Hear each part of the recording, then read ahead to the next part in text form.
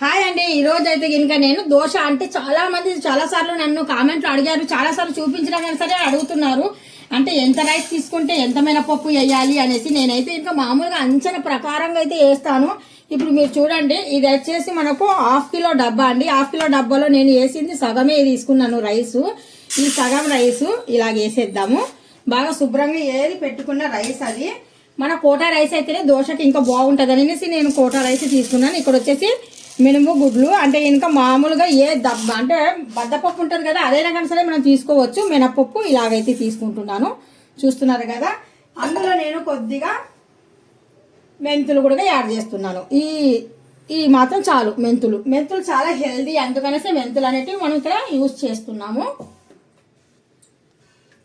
ఇప్పుడు 1-2 సార్లు శుభ్రంగా అయితే కడిగేద్దాము. ఇది కోటా రైస్ కదా, అందుకనేసి మన కోటా రైస్ కొద్దిగా స్టాక్ ఎక్కువ రోజులు ఉండి నిలువు వస్తాయి. ఇది మనం శుభ్రంగా కడిగేద్దాము. 2 సార్లు 3 సార్లు వాటర్ వేసి నీట్గా కడిగేసి ఇలాగా వాటర్ అయితే వంపేస్తున్నాను. చాలామంది కోటా రైస్ ఇష్టపడరు, సోనా మసూర్ చిన్న బియ్యంతోనే దోశలు చేసుకుంటారు.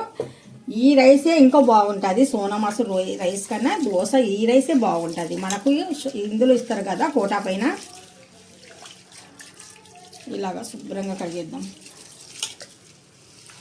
ఇప్పుడు నేను 2 సార్లు అయితే శుభ్రంగా కడిగేసాను. 3వ సారి కూడా మనం వాటర్ వేసి వదిలేస్తున్నాము. 3వ సారికి మాత్రం గ్రైండ్ చేసేటప్పుడు ఈ వాటర్ పై వాటర్ అలా వంపేసి మళ్ళీ ఒకసారి వంపేసిన తర్వాత గ్రైండ్ చేసేసుకుంటే చూడండి, మినపప్పు కూడా మనకు బియ్యం కూడా తెల్లగా ఉన్నాయో ఇంకా నానితే ఇంకా మనకు ఇంకా వైట్ అండ్ వైట్ వచ్చేస్తుంది. ఇది మినిమం మనకు 5-6 గంటలు అయితే ఇంకా నేను నానబెట్టేస్తున్నాను.